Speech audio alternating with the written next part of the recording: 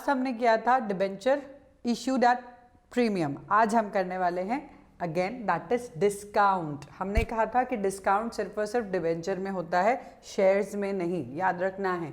तो यहाँ पे मैक्सिमम डिस्काउंट कितना दे सकती है कंपनी, मर्जी है कंपनी की, कोई मैक्सिमम डिस्काउंट नहीं दिया हुआ है कि कितना देना है। लेकिन एक चीज़ ध्यान रखनी है, जब हम इशू ऑफ शेयर करते हैं, जब हम री इशू करते हैं, rather we will not talk about issue, क्योंकि री इशू के टाइम पे शेयर्स में हम डिस्काउंट देते हैं, ठीक है। नॉर्मली जब हम शेयर्स को इशू करते हैं तो डिस्काउंट कुछ नहीं होता, लेकिन जब हम शेयर्स को री इशू करते हैं, मतलब फोरफीट करके कैंसिल करके फिर री इशू करते हैं, तब हम डिस्काउंट देते हैं।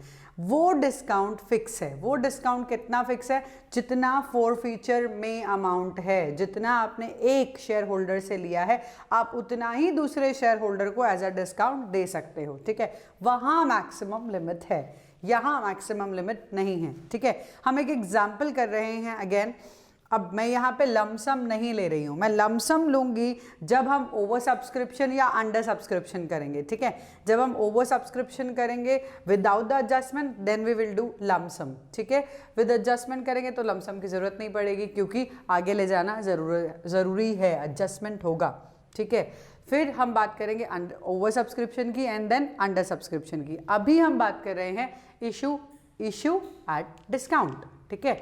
चलिए एक एग्जाम्पल मैं ले रही हूँ again, XYZ limited, okay, 2000 debentures, 2009% debentures at ₹100 each. Now discount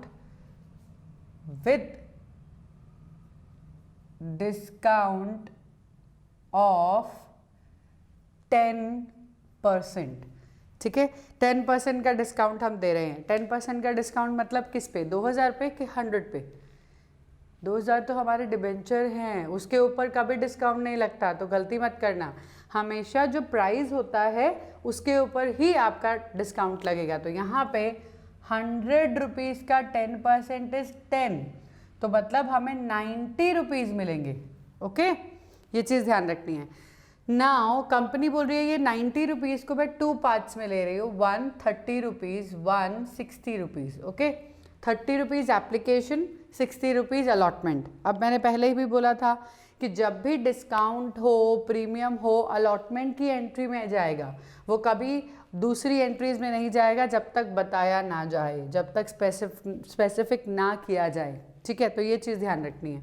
चलिए अब एंट्री से स्टार्ट करते हैं इसी को। अगेन जर्नल स्टार्ट करना है, फॉर्मेट प्रॉपर लिखना है। Again I am telling you, format में ध्यान रखना है एक चीज़, यहाँ ऊपर जर्नल लिखना, देन ऊपर ध्यान रखना है जिस भी लिमिटेड की बुक्स लिख रहे हो, in the books of dash limited, okay. चलिए नाउ सबसे पहले यहाँ पे डेट, ओके। अब यहाँ पे हम ज़्यादा गैप कर रहे हैं, LF, debit and credit, particulars,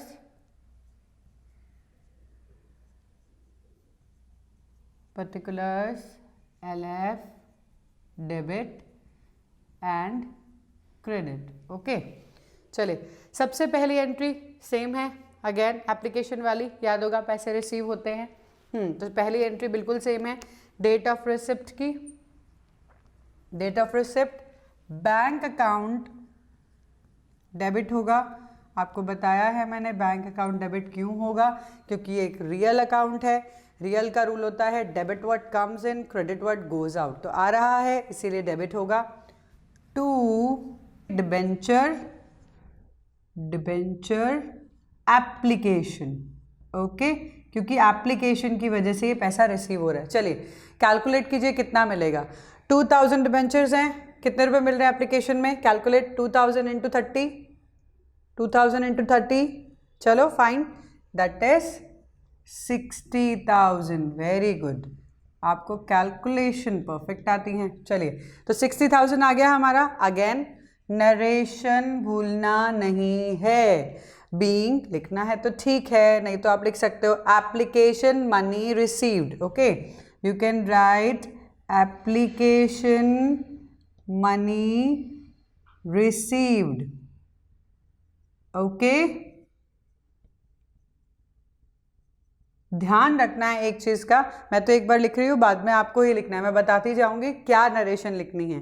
ये हमने पैसा रिसीव किया, अब इस पैसे को, इस मनी को हम क्या करने वाले हैं, ट्रांसफर करने वाले हैं डिबेंचर में। हम शेयर में कहाँ ट्रांसफर करते थे, शेयर कैपिटल में, याद है ना।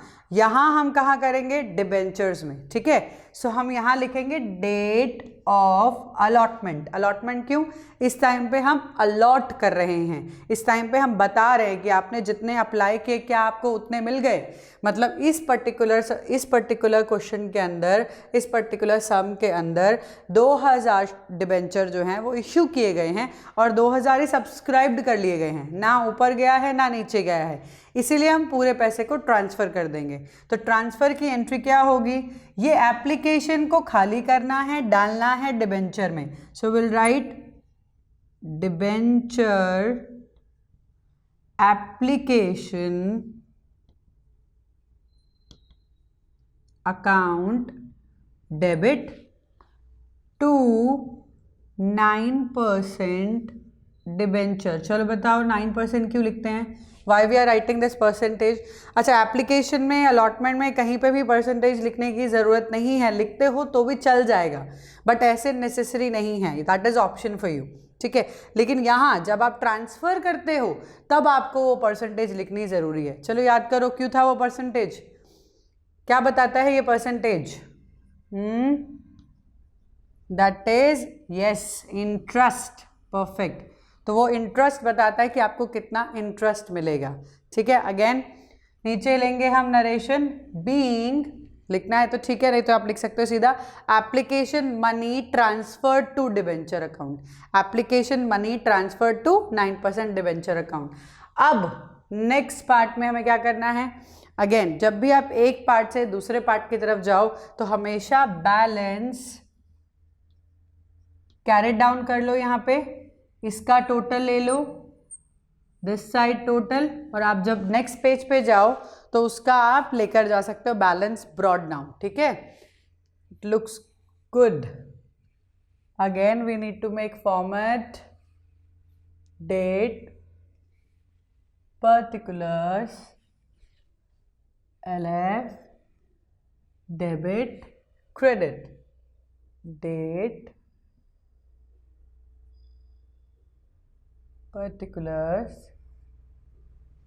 LF debit credit, okay. चलिए अब कौन सी एंट्री होगी, एप्लीकेशन की हो चुकी, एप्लीकेशन हम प्रॉपर्ली कर चुके, हर एक चीज़ के लिए 2 एंट्री होती है, यहाँ भी अलॉटमेंट के लिए भी 2 एंट्री होगी। अलॉटमेंट में हम पहले मांगते हैं फिर पैसा आता है, जबकि एप्लीकेशन में उल्टा होता है, एप्लीकेशन में पहले पैसा आता है फिर ट्रांसफ़र होता है, क्योंकि हम लोगों को बोल रहे हैं कि हमारे शेयर या डिबेंचर्स को आप सब्सक्राइब करो, तो उस टाइम पे वो पैसा पहले देते हैं फिर हम उनको अलॉट करते हैं।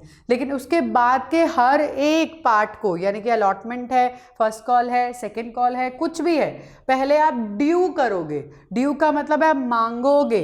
ये डेट्स अगर दी हैं तो आप वो डेट्स को फॉलो करो, डेट्स नहीं दी हैं तो आप date of receipt, date of allotment, date of due लिख सकते हो, okay. So here I will write date of due, ठीक है, डेट ऑफ ड्यू अलॉटमेंट, कि अलॉटमेंट हम ड्यू कर रहे हैं। अब जब हम अलॉटमेंट मांगेंगे, अब हमें ये साफ क्लियरली दिख रहा है कि हम 10 रुपीज़ कम मांग रहे हैं, ठीक है। हमने पहले भी डिस्कस किया, अगर प्रीमियम है, अगर अलॉटमेंट है, अगर अलॉटमेंट में प्रीमियम या डिस्काउंट है तो हमेशा एंट्री अलॉटमेंट के टाइम पे ही होती है, ड्यू के टाइम पे ही होती है, चाहे प्रीमियम हो चाहे डिस्काउंट हो। तो अब यहाँ पे डिस्काउंट की एंट्री हम अलॉटमेंट में ही करेंगे। प्रीमियम हमारे लिए प्रॉफिट है, गेन है, हम इसलिए क्रेडिट साइड पे लिखते हैं, जबकि डिस्काउंट हमारे लिए लॉस है ना, तो उसको हम कहाँ लिखेंगे, नॉमिनल अकाउंट का रूल क्या था, debit all the expenses and losses, credit all income and gain, ठीक है। तो debit all the expenses and losses, हमारे लिए ये डिस्काउंट देना एक तरह से लॉस, एक तरह से एक्सपेंस है, ये फाइनेंस कॉस्ट है, ठीक है। तो इसीलिए इसे हम डेबिट करेंगे। Now see how we will write, share allotment account, हम शेयर अलॉटमेंट के लिए मांग रहे हैं। यहां लिखेंगे हम discount on issue of debentures. Okay, हम इशू के टाइम पे जो डिस्काउंट दे रहे हैं उसे पूरा लिखेंगे, discount on issue of debentures account. Okay, तो ये हमने 2 अकाउंट डेबिट कर दिए। अलॉटमेंट के लिए पैसा मांगना है, डिस्काउंट उसमें साथ में एक एक्सपेंस है, टू 9% डिबेंचर्स। तो हमारे 9% डिबेंचर्स में से ये दो चीज़ें हम मांग रहे हैं। चलो 60 रुपीज़ हम मांग रहे हैं, 60 इंटू 2000, 60 इंटू 2000 मतलब हाउ मच यू आस्किंग। चलो कैलकुलेट करो, 6 इंटू 2 यस 12, तो 1,20,000 हम मांग रहे हैं। 2000 इंटू 60, कितने रुपए का डिस्काउंट दिया है, कितना 10 रुपीज़, तो वो 10 रुपीज़ 20 इंटू, यहाँ पे आप लिख सकेंगे कि 2 इंटू 1 यानी कि 2 हो गया, 2000 इंटू 10 दैट विल बी 20,000। सो 20,000 का हमने डिस्काउंट दिया है। आप अगर नीचे कैलकुलेट करना चाहते हो अमाउंट ऑफ डिबेंचर तो आप लिख सकते हो 60 प्लस दिस 10 70, 70 इंटू 2000 1,40,000, या तो आप इन दोनों का टोटल कर लो, देन ऑल्सो इट इज 1,40,000। तो हमने कितने मांगे 1,40,000। यहाँ आप लिख सकते हो allotment amount due, allotment amount due, ठीक है। यहाँ पे एप्लीकेशन अमाउंट ट्रांसफर्ड, तो ये प्रॉपर हमें लिखनी ही है। चलिए अब पैसा मिलेगा, विल रिसीव द मनी, यहाँ पे डेट ऑफ रिसिप्ट आ जाएगा, bank account debit to debentures, debentures allotment account. Okay, debenture allotment account कितना मिलेगा हमें, इज इट 1,40,000? क्या हमें 1,40,000 मिलने वाले हैं? नहीं, क्योंकि 20 हमने डिस्काउंट दिया है, तो हमें मिलेंगे 1,20,000। ओके, सो डिबेंचर अलॉटमेंट में भी 1,20,000। ओके, ठीक है। नीचे narration same, being allotment money received, यहाँ पे हमें रिसीव्ड हुआ है, यहाँ पे अलॉटमेंट मनी ड्यू, यहाँ अलॉटमेंट मनी रिसीव्ड। अब एक चीज़ और है इसमें, क्या हमारा ये लॉस है डिस्काउंट, तो डिस्काउंट के लॉस को हमें राइट ऑफ करना पड़ेगा। राइट ऑफ सेट ऑफ बाद में कर लेते हैं, पहले इसको statement of profit and loss में भेज देते हैं क्योंकि इट इज़ वेरी इंपॉर्टेंट, ठीक है। लास्ट में आप जो भी डिस्काउंट है, लॉस है बेसिकली, गेन को तो हम रख सकते हैं अभी एंट्रीज में, बाद में उसका सेट ऑफ कर सकते हैं, पर लॉसेस को हम एंट्रीज में नहीं रखते, ठीक है। हम हमेशा उसको ट्रांसफर कर देते हैं, या तो प्रॉफिट एंड लॉस अकाउंट में ट्रांसफर करो, अगर आपके पास प्रीमियम है, एंट्रीज के अंदर आप लिख रहे हो और प्रीमियम भी आ गया है, तो प्रीमियम से डिस्काउंट को सेट ऑफ करने की कोशिश करेंगे, ठीक है। That we will do later on. तो उसके बहुत सारे क्वेश्चन आगे करेंगे, तो उसमें क्वेश्चन में एक ऐसा क्वेश्चन ले लेंगे जिसमें प्रीमियम भी हो और डिस्काउंट भी हो, जिससे आपको समझ में आए कि आप सेट ऑफ कैसे करोगे। चलो, अब सबसे पहले तो हमें इसे यानी कि discount on issue of debenture को ट्रांसफर करना है statement of profit and loss account में, ठीक है। तो हम कैसे करेंगे, लास्ट डेट होता है बेसिकली, इसीलिए डेट ऑफ ट्रांसफर लिखते हैं हम इसे, डेट ऑफ ट्रांसफर। कैसे लिखेंगे हम, स्टेटमेंट, अब हम डेबिट क्यों कर रहे हैं statement of profit and loss account को, एक्सपेंसेस लॉसेस कहाँ जाते हैं, डेबिट में जाते हैं, इसीलिए हम statement of profit and loss को डेबिट कर रहे हैं कि हम डेबिट में भेज रहे हैं discount on issue of debentures को, ठीक है। तो first we will write the account statement of profit and loss account, ये याद है P&L अकाउंट ऐसे आप लिखते थे, पूरा भी लिख सकते हो, statement of profit and loss account, debit to discount on issue of debentures, ठीक है, to discount on issue of debentures. तो हम इशू ऑफ डिबेंचर्स को कहाँ डाल रहे हैं, statement of profit and loss में। Statement of profit and loss के अंदर कितना डालेंगे, कितना डिस्काउंट दिया है हमने, कितना लॉस हुआ है हमें, दैट इज 20,000।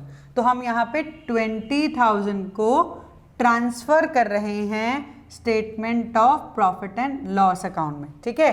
अगेन लास्ट में इसको आप ऐड कर सकते हो, पूरा ऐड करना ही है। अगेन ऊपर बैलेंस ब्रॉड डाउन कर लेना, कैरी डाउन ब्रॉड डाउन, ठीक है। Then we have total. तो समझ आया कि हम जब डिस्काउंट करते हैं या डिस्काउंट देते हैं तब हमें क्या एंट्री करनी होती है। डिस्काउंट हमारे लिए एक्सपेंस है, इसीलिए डिस्काउंट को हम डेबिट में लिखते हैं।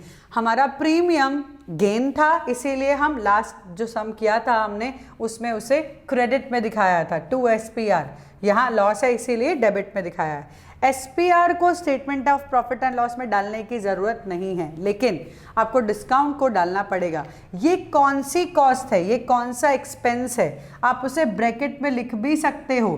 फाइनेंस कॉस्ट, हम सबको ये बात पता है कि फाइनेंस कॉस्ट है। क्या होता है फाइनेंस कॉस्ट?